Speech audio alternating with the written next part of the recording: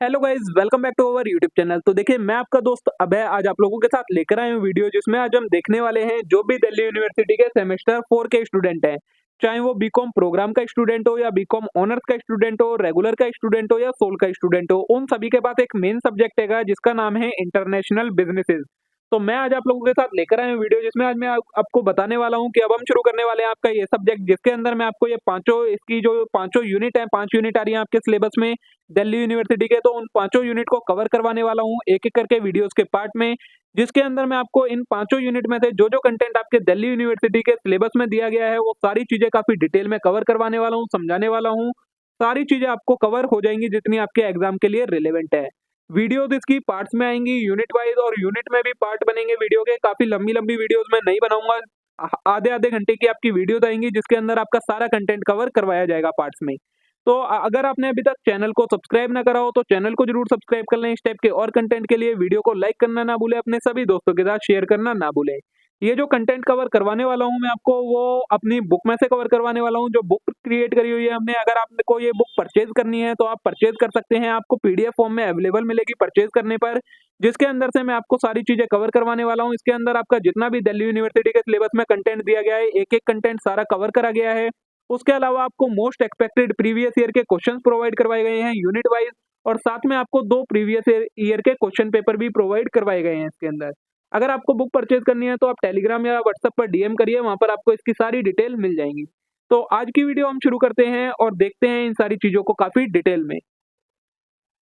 तो देखिए दोस्तों, आज है हमारे पास यूनिट नंबर 4, जिसका नाम है regional economic integration and international economic organisation. इसका वीडियो का पार्ट नंबर 1 है, जिसमें आज हमें ये यूनिट स्टार्ट करनी है। इससे पहले की जो भी यूनिट है वो चैनल पर अपलोड हो रखी है, अगर आपने अभी तक नहीं देखी है तो आप चैनल पर विजिट कीजिए, वहां पर आपको प्लेलिस्ट में सारी इससे पहले की तीनों यूनिट अपलोड मिल जाएंगी। देखिए, आपके दिल्ली यूनिवर्सिटी के सिलेबस में इसमें क्या-क्या पढ़ना है जो आपके सिलेबस में दिया गया है एग्जाम के लिए। तो form of regional economic integration, integration efforts amongst country in Europe, North Asia and Asia, EU, USMCA, SAARC and ASEAN, cost and benefit of regional economic integration, international economic organisation, World Trade Organization, function, structure and scope, World Bank and IMF. हम जो इस unit को start करेंगे वो नीचे की side से start करेंगे। पहले हम World Bank, WTO, World Bank, IMF, इन सब के बारे में पढ़ेंगे, फिर आगे का कंटेंट पढ़ेंगे, क्योंकि जो इंपॉर्टेंट कंटेंट है आपका वो ये सारा है, बाकी वाला है वो थोड़ा सा आपका इतना इंपॉर्टेंट नहीं है। तो सबसे पहले आता है डब्ल्यूटीओ, वर्ल्ड ट्रेड ऑर्गेनाइजेशन। इसके बारे में तो आप लोगों ने सुना ही होगा। The WTO is an international organisation that deals with global rule of trade between nation. WTO क्या है? एक इंटरनेशनल ऑर्गेनाइजेशन है जो कि क्या देखता है, इंटरनेशनल ट्रेड से रिलेटेड की दो कंट्रीज के बीच में अगर ट्रेड हो रहा है तो उनके बीच में क्या क्या रूल्स रेगुलेशंस होने चाहिए, उन सारी चीजों को देखने का काम किसका है? डब्ल्यूटीओ का है। It was stabilised on January 1 1995 and is based in Geneva, Switzerland. ये कब स्टेबलाइज हुई थी? जनवरी 1 1995 में स्टेबलाइज हुई थी। कहां पर? जेनेवा, स्विट्जरलैंड में। The primary goal of WTO is to ensure that trade flows as smoothly, predictably, freely as possible। जो गोल है WTO का वो क्या है कि जो इंटरनेशनल ट्रेड हो वो स्मूथली चले, प्रिडिक्टेबली चले, फ्रीली होता रहे। Peter Sutherland, the first director general of WTO, recently said the WTO bind nation in global cooperative endeavor to raise income and create good job through fair and open trade। जो WTO के first director थे Peter Sutherland, उन्होंने क्या कहा है कि जो WTO है वो नेशंस को आपस में जोड़ता है, कोऑपरेटिव रखता है, जिससे क्या हो, सभी नेशन की इनकम इंक्रीज हो सके, जॉब इंक्रीज हो सके, और जो ट्रेड है वो फेयर एंड ओपन तरीके से हो सके। ठीक है, अब आता है मेन फीचर ऑफ डब्ल्यूटीओ और वर्ल्ड ट्रेड ऑर्गेनाइजेशन है, उसके मेन फीचर क्या है? तो नंबर 1 आता है, it is a powerful international organisation to promote multilateral trade. ये एक पावरफुल इंटरनेशनल ऑर्गेनाइजेशन है जो कि मल्टीलेटरल ट्रेड को प्रमोट करती है। It has replaced the GATT setup. इससे पहले जो हुआ करता था डब्ल्यूटीओ की प्लेस पे वो गेट हुआ करता था, गेट को हटाकर ये डब्ल्यूटीओ ने उसकी जगह ले ली है। It facilitate fair trade by removing tariff and non tariff barrier in international trade. ये क्या करता है? फेयर ट्रेड को प्रमोट करता है, टैरिफ और नॉन टैरिफ बैरियर को हटाकर इंटरनेशनल ट्रेड से।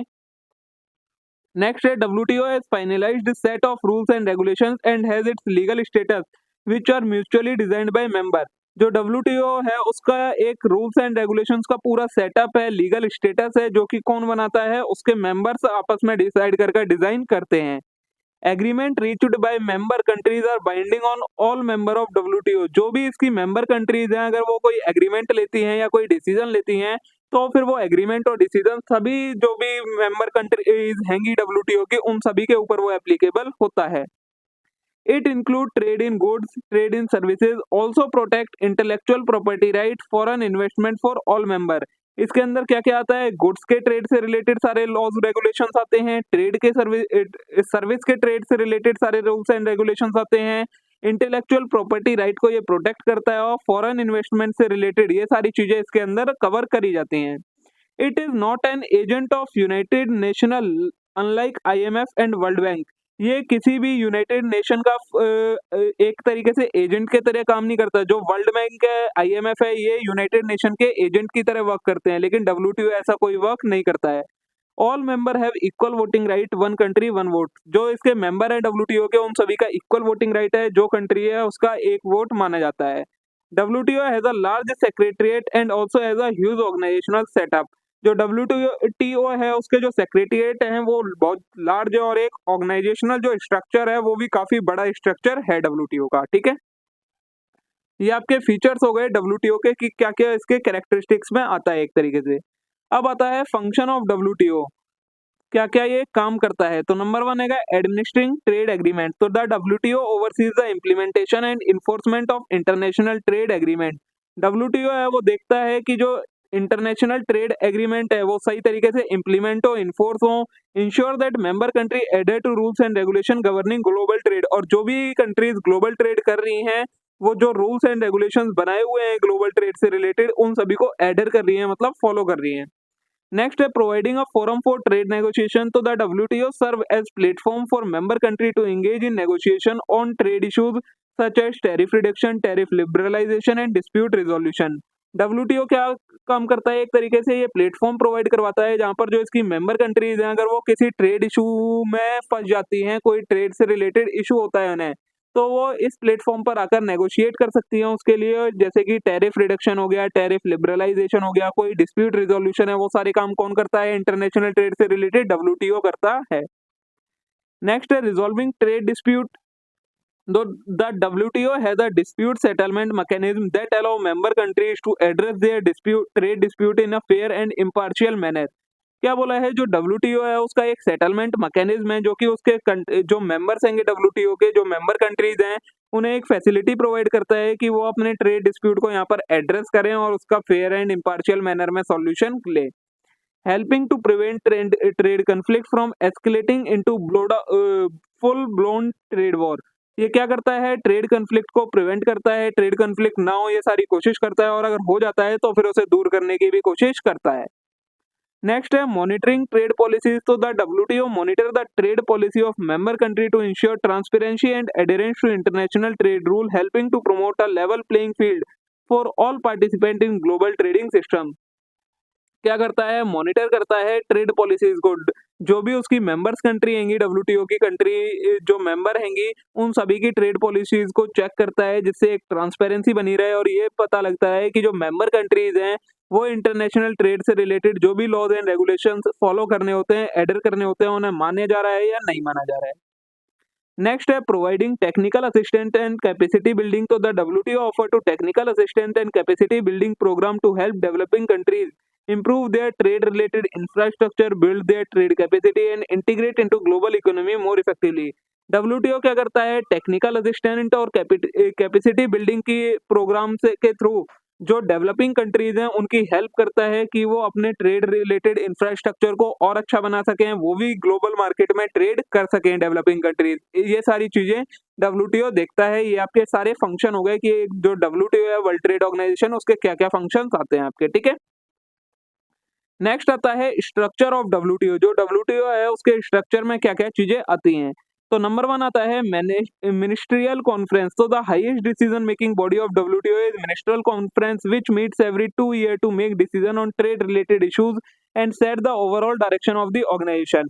मिनिस्ट्रियल कॉन्फ्रेंस जो है वो सबसे हाईएस्ट डिसीजन मेकिंग अथॉरिटी है कि डब्ल्यूटीओ के अंदर जो सबसे सुपर पे डिसीजन फाइनल डिसीजन जिनका होता है वो होता है मिनिस्ट्रियल कॉन्फ्रेंस का, जो कि 2 साल में मिलते हैं और क्या करते हैं, जो भी ट्रेड से रिलेटेड इशू होते हैं उन्हें देखते हैं, उनको डायरेक्शन प्रोवाइड करवाते हैं और उनसे रिलेटेड डिसीजंस लेते हैं।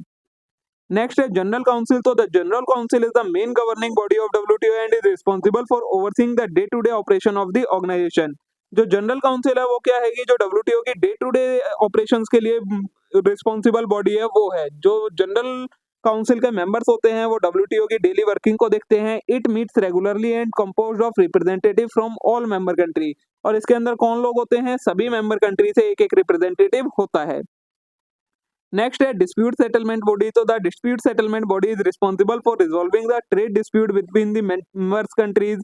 जो डिस्प्यूट सेटलमेंट बॉडी है जिसे डीएसबी बोला जाता है, उसका क्या काम होता है इसके अंदर, अगर मेंबर कंट्रीज के बीच में कोई ट्रेड में डिस्प्यूट हो जाता है तो उसे सॉल्व करना डीएसबी का काम होता है।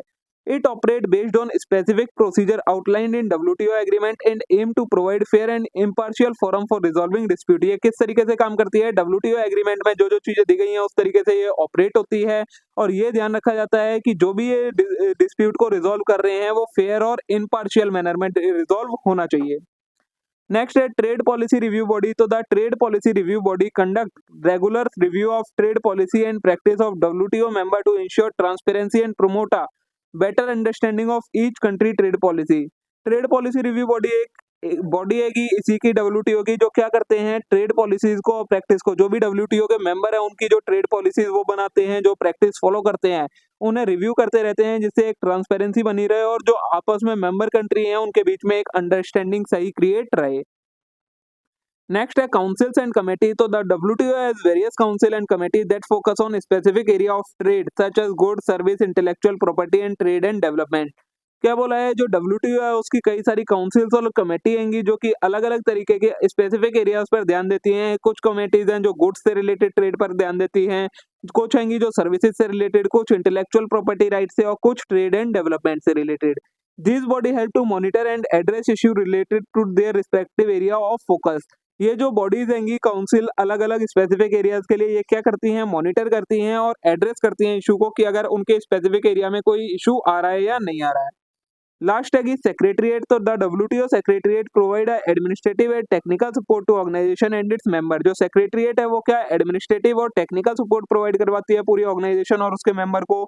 It headed by director general and assist in implementation of WTO agreement. इसको कौन चलाता है, इसका हेड जो होता है सेक्रेटरीट का वो डायरेक्टर जनरल होता है, जो कि WTO के एग्रीमेंट को इंप्लीमेंट करता है, ऑर्गेनाइजेशन ऑफ मीटिंग हेल्ड करवाता है पूरे WTO की, provision of information and analysis of trade related issue, और ये जो भी इंफॉर्मेशन है उसे प्रोविजन प्रोवाइड करवाता है एक तरीके से, और जो भी ट्रेड से रिलेटेड इशू होते हैं उन्हें एनालाइज करके उनका सॉल्यूशन देता है। तो ये आपका स्ट्रक्चर रहेगा, कौन कौन WTO के अंदर एक तरीके से किस तरीके से WTO का स्ट्रक्चर बना हुआ है, क्या क्या काउंसिल्स है, कौन कौन सी कमेटी है, कौन कौन मेंबर है, ये सारी चीजें। ठीक है, अब देखिए नेक्स्ट है हमारा वर्ल्ड बैंक के बारे में। यहाँ तक आपका WTO का कंसेप्ट खत्म हो गया। The World Bank is a global institution tasked with supporting developing country by offering funding, advice and research। World bank क्या है, ये भी एक ग्लोबल इंस्टीट्यूशन है क्या, जो कि किस टाइप की सर्विसेज प्रोवाइड करवाता है, जो भी डेवलपिंग कंट्री हैं उन्हें फंडिंग ऑफर करता है, एडवाइजेस देता है और उनके लिए रिसर्च करता है जिससे वो अपने आप को डेवलप कर सके। ये काम है वर्ल्ड बैंक का। द बैंक के primary function as group that allow low and middle income nation to combat poverty. जो ये बैंक है इसका प्राइमरी फंक्शन क्या है कि जो भी लो और मिडिल इनकम नेशन है वो पॉवर्टी से कॉम्बैट कर सके, मतलब जो गरीबी है उन कंट्रीज में उनसे लड़ सके, उसके लिए उन्हें फंडिंग वगैरह प्रोवाइड करवाना, वो काम है वर्ल्ड बैंक का। To aid in growth of individual economies the World Bank offer grant, low interest loan and credit to eligible governments. इन सारी चीजों को, इन जो ये इंडिविजुअल इकोनॉमीज हैं जो कि बहुत ज्यादा गरीबी वाली इकोनॉमीज हैं एक तरीके से, उन्हें उनकी ग्रोथ के लिए वर्ल्ड बैंक क्या करता है, लो इंटरेस्ट रेट पर लोन्स प्रोवाइड करवाता है, ग्रांट्स देता है, क्रेडिट की फैसिलिटी देता है जो जो एलिजिबल कंट्री होती हैं उन्हें। Debt borrowing and cash injection are also performed by World Bank to support international development in the area of infrastructure, public administration, health care, education and private sector. Infrastructure के sector में, public administration, health care sector में, education sector में, इन सारी चीज़ों को भी develop करने के लिए जो वर्ल्ड बैंक है वो क्या करता है, डेट फैसिलिटी, बोरोइंग फैसिलिटी और कैश इजेक्शन फैसिलिटी प्रोवाइड करवाता है पूरे वर्ल्ड की कंट्रीज को। The World Bank and the International monetary Fund have shared similar objective since their creation. जो वर्ल्ड बैंक है और इंटरनेशनल मॉनेटरी फंड, इसके बारे में भी अभी आप आगे पढ़ेंगे, लेकिन ये जो दोनों हैं वो एक तरीके से इनका जो ऑब्जेक्टिव है वो बहुत ज्यादा सिमिलर है जब से ये क्रिएट किए गए हैं। The World Bank and IMF were founded with intention of assisting European and Asian nation that require financial assistance to finance their post war reconstruction operation. जो वर्ल्ड बैंक और IMF है वो किस लिए फाइंड करे गए थे, जो यूरोपियन और एशियन नेशन है, मतलब यूरोप की कंट्री और एशिया की कंट्री है, वहां पर वॉर ओवर हुआ था। अब वॉर खत्म होने के बाद पोस्ट वॉर रिकंस्ट्रक्शन के लिए, मतलब वो अपनी जो इकोनॉमीज है उन्हें दोबारा से डेवलप कर सके, दोबारा से वापस वैसे ही बन सके, इसके लिए ये बनाए गए थे, उनको असिस्टेंस प्रोवाइड करवाने के लिए। The World Bank group 5 development organisation are as follows. World Bank के अंदर, जो वर्ल्ड बैंक का ग्रुप है उसके अंदर 5 डेवलपमेंट ऑर्गेनाइजेशन है। पहली आती है International Bank for Reconstruction and Development, provide loan, credit and grant. जो IBRD जिसे हम कहते हैं, International Bank for Reconstruction and Development, जो कि लोन्स, क्रेडिट और ग्रांट प्रोवाइड करवाती है। फिर आती है International Development Association IDA, provide low and no interest loan to low income countries. ये क्या करते हैं, जो इसका काम है वो लो इंटरेस्ट या बिना इंटरेस्ट के लोन प्रोवाइड करवाना लो इनकम कंट्रीज को। फिर आती है इसमें इंटरनेशनल फाइनेंशियल कॉर्पोरेशन, जो कि provide investment advice and asset management to companies and government. International Finance Corporation है जो इसका थर्ड पार्ट, वो क्या है, वो क्या करता है, इन्वेस्टमेंट से रिलेटेड एडवाइस देता है, एसेट मैनेजमेंट से रिलेटेड एडवाइस प्रोवाइड करवाता है कंपनीज और गवर्नमेंट्स को। फिर आता है मल्टीलेटरल गारंटी एजेंसी, जिसे हम मीगा कहते हैं, insures lender and investor against political risk such as war. ये क्या करता है, जो लेंडर्स होते हैं और इन्वेस्टर होते हैं उन्हें प्रोटेक्ट करता है, अगर वॉर वगैरह पॉलिटिकल रिस्क होता है उनकी इन्वेस्टमेंट वगैरह को, उन सारी चीजों से ये प्रोटेक्ट करता है, लेंडर्स को भी और इन्वेस्टर्स को भी। फिर आता है international centre for settlement of investment dispute ICSID, settle investment dispute between investor and countries. ये जो ICSID है वो क्या करता है, इन्वेस्टर के बीच में और जो कंट्रीज हैं उनके बीच में अगर कोई डिस्प्यूट हो जाता है तो उसे सेटल करने में मदद करता है। अब आता है next function of world bank. जो वर्ल्ड बैंक है उसके क्या क्या मेन फंक्शंस है, तो नंबर 1 आता है assist nation devastated by war, providing reconstruction loan. जो नेशन वॉर की वजह से, लड़ाई की वजह से, युद्ध की वजह से खत्म हो गए हैं, उनकी उस इकोनॉमी पूरी तरीके से खत्म हो गई है, उन्हें अपने आप को दोबारा रिकंस्ट्रक्ट करने के लिए लोन प्रोवाइड करवाना।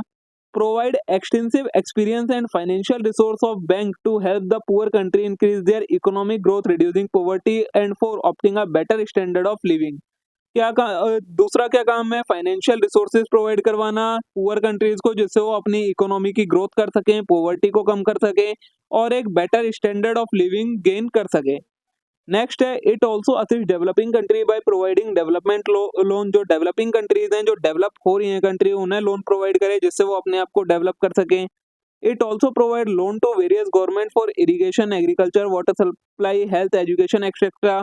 उसके अलावा कई सारी गवर्नमेंट्स को भी लोन प्रोवाइड करवाना जिससे वो irrigation, agriculture, water supply, health sector और एजुकेशन सेक्टर, इन सारी चीजों को डेवलप कर सके। It provide foreign investment to other organisation by guaranteeing the loan. Foreign investment promote करते हैं लोन प्रोवाइड करके ऑर्गेनाइजेशंस को। The World Bank also provide economic, monetary and technical advice to member of country for any of their project. World Bank अपने members हैं जो इसके उनको economic, monetary और टेक्निकल हर तरीके की एडवाइस प्रोवाइड करवाती है उनके प्रोजेक्ट के लिए। It also encourage the development of industries in under developed country by introducing the various economic reform. उसके अलावा इंडस्ट्रीज के डेवलपमेंट में हेल्प करती है, अंडर डेवलप्ड कंट्रीज में जो इंडस्ट्रीज हैं वहां पर और ज्यादा इंडस्ट्रीज सेटअप हो सके, डेवलप हो सके, उनको कई सारे इकोनॉमिक रिफॉर्म, मतलब इकोनॉमिक फायदे प्रोवाइड करवा के। ठीक है, नेक्स्ट आता है हमारा ऑब्जेक्टिव ऑफ वर्ल्ड बैंक। जो वर्ल्ड बैंक का उसका ऑब्जेक्टिव क्या है उसको बनाने का, तो number 1, this include providing long term capital to support its member countries in work of economic development and reconstruction. जो इसकी मेंबर कंट्रीज है उन्हें लॉन्ग टर्म कैपिटल प्रोवाइड करवाना जिससे वो अपनी इकोनॉमी को डेवलप कर सके, रिकंस्ट्रक्ट कर सके। नेक्स्ट है it aid in attracting long term capital for improving the balance of payment and balancing international trade and commerce. और क्या, लॉन्ग टर्म कैपिटल प्रोवाइड करवाना जिससे क्या हो, जो कंट्रीज हैं उनका बैलेंस ऑफ पेमेंट बैलेंस हो, अगर डिसइक्विलिब्रियम में है तो इक्विलिब्रियम में आ सके। उसके अलावा इंटरनेशनल ट्रेड एंड कॉमर्स को बैलेंस करना है, इसलिए ये लोन कैपिटल प्रोवाइड करवाता है। It also assist member nations by offering guarantee against loan provided to large and small unit as well as initiative। और क्या काम है, जो वर्ल्ड बैंक है वो गारंटी प्रोवाइड करवाता है उन सभी मेंबर्स को जो लार्ज या स्मॉल यूनिट्स को लोन प्रोवाइड करते हैं। It assures that development initiatives are implemented, and it also provides a sense of transparency for nation transiting from wartime to peaceful economy। ये और क्या देखता है, एक तरीके से ये देखता है कि जो इनिशिएटिव लिए जा रहे हैं वो सारे इम्प्लीमेंट किए जाएं और ट्रांसपेरेंसी मेंटेन रहे, जिससे क्या हो सके, जो पोस्ट टाइम थी कंट्रीज अब वो ट्रांसिस्ट होकर क्या पीसफुल इकोनॉमी क्रिएट कर सके अपनी। It also encourage capital investment for member country by providing a guarantee for capital investment and loan। जो member countries है उन्हें capital investment और loan की guarantee provide करती है World bank. If capital investment is not available, it provide a guarantee and IBRD subsequently provide loan for promotional campaign under certain circumstances। अगर capital investment नहीं होती है तो फिर क्या होता है, ये गारंटी प्रमोशनल कैंपेन प्रोवाइड के थ्रू क्या करते हैं, लोन के थ्रू गारंटी भी प्रोवाइड करती है। ये था आपका वर्ल्ड बैंक का कंसेप्ट की ऑब्जेक्टिव फंक्शन, सारी चीजें हमने इसमें कवर कर ली वर्ल्ड बैंक की, ठीक है। WTO हो गया आपका, वर्ल्ड बैंक हो गया। तीसरा जो बचता है वो है आपका इंटरनेशनल मॉनेटरी फंड, IMF। तो international monetary fund is an international organisation that was established in 1944 and the goal of promoting international monetary cooperation, exchange rate stability and economic growth। जो इंटरनेशनल मॉनेटरी फंड है वो एक international organisation है जो कि 1944 में setup हुई थी, जिसका गोल क्या था, international monetary cooperation, exchange rate stability लाना और इकोनॉमिक ग्रोथ। दोनों का ऑब्जेक्टिव वही लगभग सेम है, एक तरीके से मनी प्रोवाइड करवाना दूसरे कंट्रीज को। The International Monetary Fund headquartered in Washington DC is dedicated to developing global monetary cooperation, ensuring financial stability and facilitating promoting international trade, employment and economic growth around the world। जो international monetary fund है उसका headquarter कहाँ पर है, Washington DC में है, जो कि dedicated to developing global monetary cooperation, जो कि क्या इंश्योर करता है कि फाइनेंशियल स्टेबिलिटी बनी रहे, प्रमोट करता है इंटरनेशनल ट्रेड को भी, एम्प्लॉयमेंट को प्रमोट करता है और साथ में पूरे वर्ल्ड के अंदर इकोनॉमिक ग्रोथ होती रहे, ये सारी चीजें इंश्योर करता है। The IMF currently has 190 member country, each of which contribute fund to organization based on their relative size in global economy। जो IMF है उसके अंदर टोटल 190 कंट्री होंगी जो कि IMF इंटरनेशनल मॉनेटरी फंड के अंदर उनका कंट्रीब्यूशन हैगा उनके साइज और साइज के अकॉर्डिंग कि उनका जैसा साइज है उतना उतना अमाउंट उन्होंने फंड के अंदर कंट्रीब्यूट कर रखा है। The IMF is governed by board of governor which is composed of governor from each member country. जो IMF है उसे चलाता कौन है, बोर्ड ऑफ गवर्नर चलाता है और बोर्ड ऑफ गवर्नर के अंदर हर कंट्री का एक गवर्नर होता है। Typically the countries finance minister of central bank governor. जो ये गवर्नर होता है बोर्ड ऑफ गवर्नर के अंदर वो कौन होता है, या तो जो कंट्रीज हैं उनके फाइनेंस मिनिस्टर होते हैं या फिर जो उस कंट्री की सेंट्रल बैंक है उसका गवर्नर, इनका बोर्ड ऑफ गवर्नर का मेंबर बनता है। The day to day operation of IMF are overseen by executive board. जो डेली ऑपरेशन होते हैं उन्हें कौन देखता है, उन्हें एग्जीक्यूटिव बोर्ड देखता है, which is made up of 24 executive director. जो कौन चलाता है एग्जीक्यूटिव बोर्ड, 24 एग्जीक्यूटिव डायरेक्टर रहेंगे जो कि डिफरेंट ग्रुप ऑफ कंपनीज को रिप्रेजेंट करते हैं, ठीक है। फिर आता है आपका ऑब्जेक्टिव ऑफ IMF। जो इंटरनेशनल मॉनेटरी फंड है उसका एक्चुअल में ऑब्जेक्टिव क्या है बनाने का, improving and promoting global monetary cooperation. पूरे वर्ल्ड के अंदर मॉनेटरी कॉपरेशन को प्रमोट किया जा सके, इंप्रूव किया जा सके, इसलिए बनाया गया है। दूसरा है to secure financial stability by eliminating and minimizing the exchange rate stability. Financial stability लेकर आना, एक्सचेंज रेट स्टेबिलिटी को एलिमिनेट या मिनिमाइज करके। To promote balanced international trade, एक बैलेंस्ड इंटरनेशनल ट्रेड को प्रमोट करना। To encourage high employment through economic support and long term economic prosperity. High employment को encourage करना और इकोनॉमिक सपोर्ट बनाए रखना जिससे क्या हो, लॉन्ग टर्म प्रोस्पेरिटी को अचीव किया जा सके। To reduce poverty throughout the world, पूरे वर्ल्ड के अंदर पॉवर्टी मतलब गरीबी को खत्म करना है, ये इसका इंटरनेशनल मॉनेटरी फंड का आपका ऑब्जेक्टिव था। अब आता है फंक्शन ऑफ आईएमएफ, जो फंक्शन क्या-क्या है, मतलब क्या-क्या काम आईएमएफ करता है। नंबर 1 आता है सर्विलियंस, तो the IMF conduct regular surveillance of the global economy and member countries economies to assess their economic and financial condition. जो आईएमएफ है वो पूरे वर्ल्ड की कंट्रीज का और स्पेशली जो इसके मेंबर हैं उनकी कंट्रीज की इकोनॉमी का असेस करता है, उन्हें समझता है, उनकी एक तरीके से निगरानी करता है, जिससे ये पता लग सके उनकी इकोनॉमिक और फाइनेंशियल कंडीशन कैसी है। आइडेंटिफाई रिस्क एंड वल्नरेबिलिटीज, उनकी इकोनॉमी में क्या-क्या रिस्क है, क्या-क्या वल्नरेबिलिटीज हैं, वो फाइंड करना। And provide policy advice to help prevent and mitigate economic crisis, और एक पॉलिसी की एडवाइस प्रोवाइड करना जिससे क्या किया जा सके, इकोनॉमिक क्राइसिस को प्रिवेंट और मिटिगेट किया जा सके। ये हो गया आपका सर्विलियंस फंक्शन। नेक्स्ट आता है हमारा फाइनेंशियल असिस्टेंस। तो one of the primary function of IMF is to provide financial assistance to member countries facing balance of payment problem. जो एक प्राइमरी फंक्शन है आईएमएफ का, वो क्या है, अपने मेंबर्स को फाइनेंशियल असिस्टेंस प्रोवाइड करवाना, जो ऐसे मेंबर्स को जो कि बैलेंस ऑफ पेमेंट की प्रॉब्लम फेस कर रहे हैं, मतलब जिन कंट्रीज का बैलेंस ऑफ पेमेंट, जिन मेंबर कंट्रीज का बैलेंस ऑफ पेमेंट है वो डिसइक्विलिब्रियम में है, उन्हें फाइनेंशियल असिस्टेंस प्रोवाइड करवाना। This assistance can be come in the form of loan or credit line that help countries stabilize their economy। ये किसी भी फॉर्म में हो सकता है, चाहे लोन की फॉर्म में, चाहे क्रेडिट की फॉर्म में, जो कि क्या करते हैं, कंट्रीज को अपनी इकोनॉमीज को स्टेबलाइज करने में हेल्प करते हैं। रिस्टोर कॉन्फिडेंस, कॉन्फिडेंस को रिस्टोर करते हैं। And implement necessary policy reform, और जो जरूरी पॉलिसी रिफॉर्म होते हैं उन्हें इम्प्लीमेंट करते हैं। नेक्स्ट है technical assistance and capacity building. तो IMF provide technical assistance and training to help member countries strengthen their economy policy and institution.